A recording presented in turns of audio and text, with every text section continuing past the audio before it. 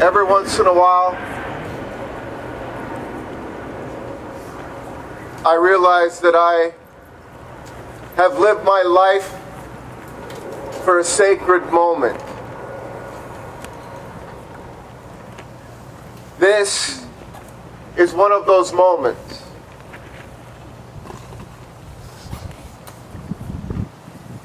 I've made less than honorable choices in my life.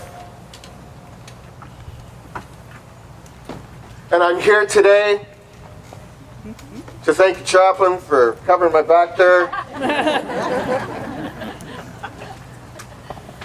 I'm here today to say that the honorable choices I have made are the ones that have worked.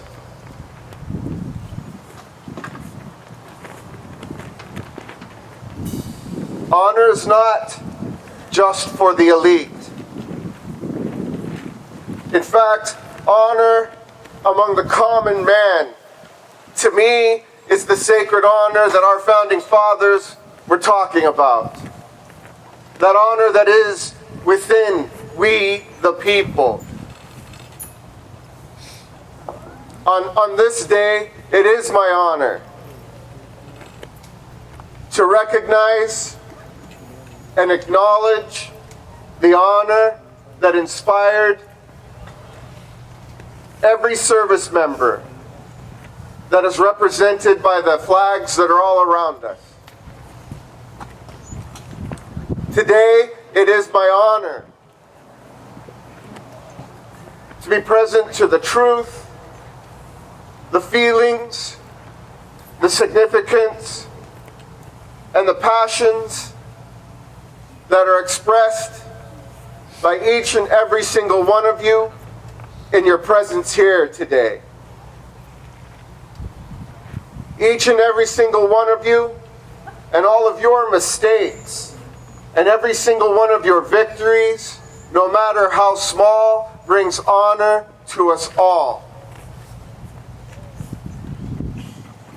I've been following on Facebook many conversations about the right way and the wrong way to celebrate this holiday. Many are saying things like, this holiday is not for those that have survived. This is a holiday for those that have fallen. And I agree. It is a holiday for the fallen, to remember those that have fallen in service to this great country. But on this day, I want to acknowledge something. These three gentlemen right here, World War II veterans, have been chosen to be honored by this community. And on this day, I'm so thankful for the service that they offered decades ago, before I was born, before most of us were born. They protected a freedom that we have to celebrate this holiday any way we want. Some people think that it's less than that our families come together and eat hot dogs. But in my conversations with these gentlemen, I asked them, in what way do you want to be honored at this ceremony? Their answers didn't really surprise me, but they resonated to my core truth and my core belief that we, the people,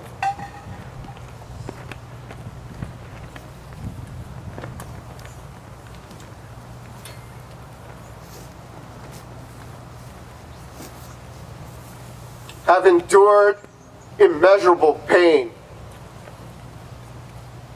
I recognize and acknowledge that the way they wanted to be acknowledged was to celebrate that they are American. that their honor is a part of our honor, we the people. They said things like, I really don't want to remember what I endured. They said things like, I wouldn't wish what I endured on anyone.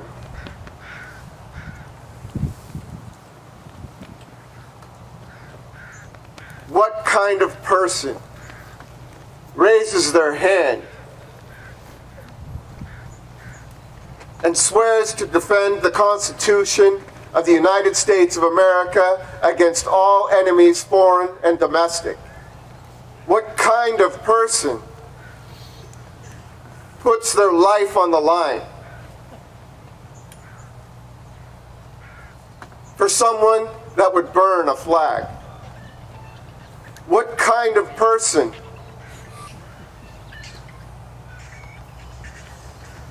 I would say a kind person.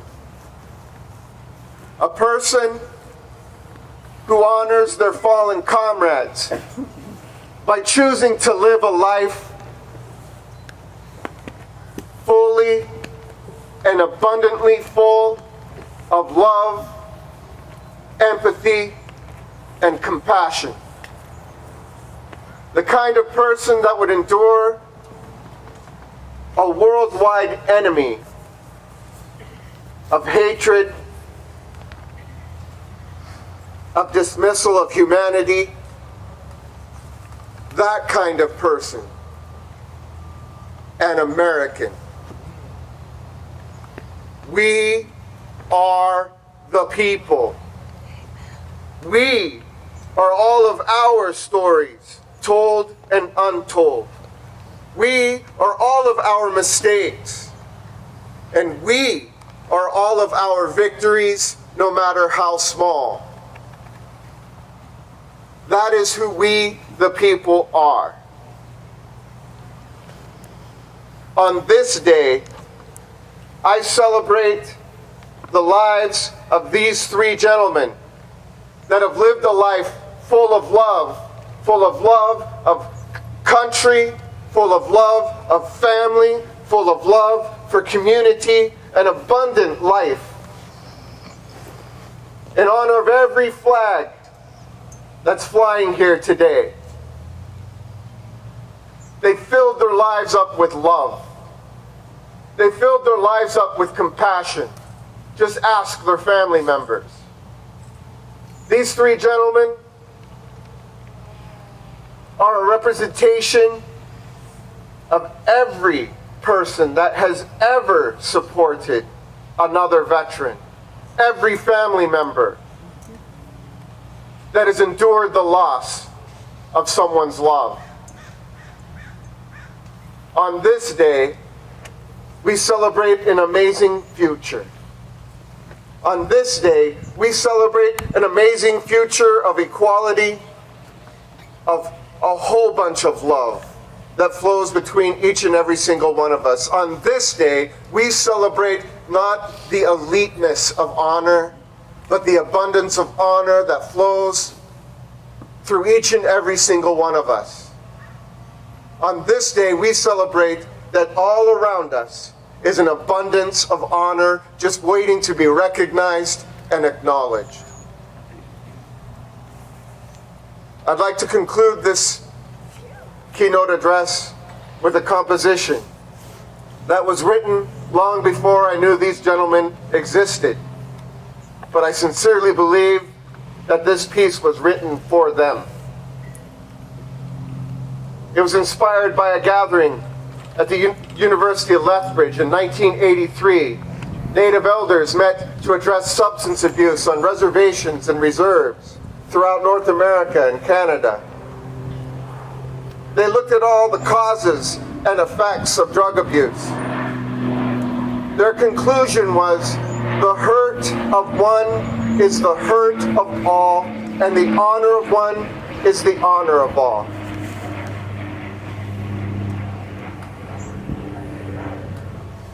This is a composition I wrote. It was recently arranged and performed by members of the Seattle Symphony. It's called The Honor of All.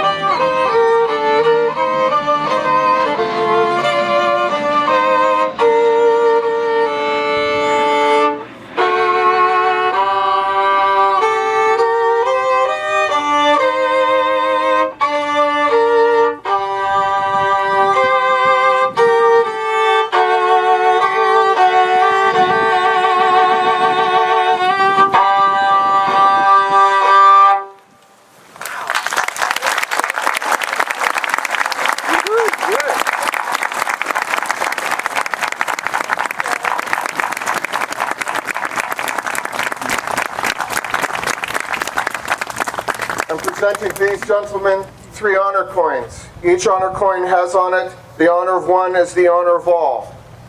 On the other side of the coin, it has the elements of honor: truth, feeling, significance, and volition. And I believe we all agree that they acted on their true feelings significantly. And that alone is an honor. So I'd like at this time, I'm going to present to them 3 honor coins.